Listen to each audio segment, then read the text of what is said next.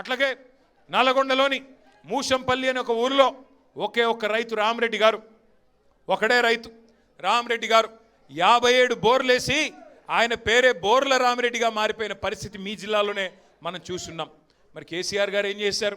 60 ఏళ్ల కాంగ్రెస్ ఆనాడు మనకు నల్లగొండను అస్తవ్యస్తంగా అప్పజెప్పిపోతే 10 ఏళ్లలో కేసీఆర్ గారు చేసింది ఏందో ఒక్క నిమిషంలో నేను మీకు చెప్పే ప్రయత్నం చేస్తా. కాంగ్రెస్ పార్టీ 60 ఏళ్ళు పరిపాలించి నల్లగొండకి ఒక్కటంటే ఒక్క మెడికల్ కాలేజీ ఏనాడు సాధించలేదు.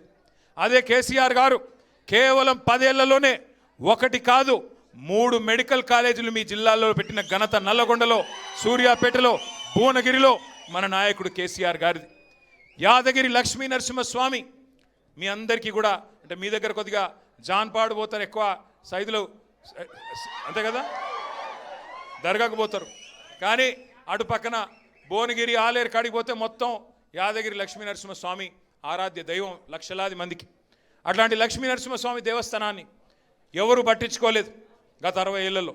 కానీ కేసీఆర్ గారు వచ్చిన తర్వాత 1800 కోట్ల రూపాయలతో ఇవాళ భారతదేశానికే తలమానికమైన ఒక అత్యద్భుతమైన పుణ్యక్షేత్రాన్ని మీ జిల్లాలో నిర్మాణం చేసింది కేసీఆర్ గారి ప్రభుత్వం.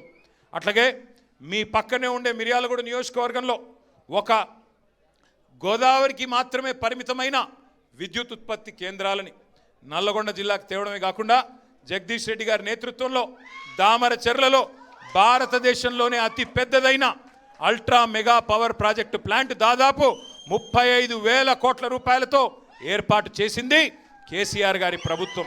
అట్లాగే అన్నింటికి మించి రైతు బంధు లాంటి పథకాలు ఇచ్చి ఫ్లోరోసిస్ని రూపుమాపే మిషన్ భగీరథ లాంటి కార్యక్రమం చేసి చివరికి మీ టైలెండ్ గ్రామంలోని ప్రతి చివరి మడిదాకా నీళ్ళిచ్చి భారతదేశంలో తెలంగాణ వరిధాన్యం ఉత్పత్తిలో నెంబర్ 1 అయితే పంజాబ్ని, హర్యానాని తలదన్ని మరి ఉమ్మడి తెలంగాణలోని ఉమ్మడి జిల్లాల్లో నెంబర్ 1 జిల్లా ఎక్కడ ఉంది వరిధాన్యం ఉత్పత్తిలో అంటే మీ నల్లగొండ జిల్లాగా నిలబెట్టింది కేసీఆర్ గారి నాయకత్వం.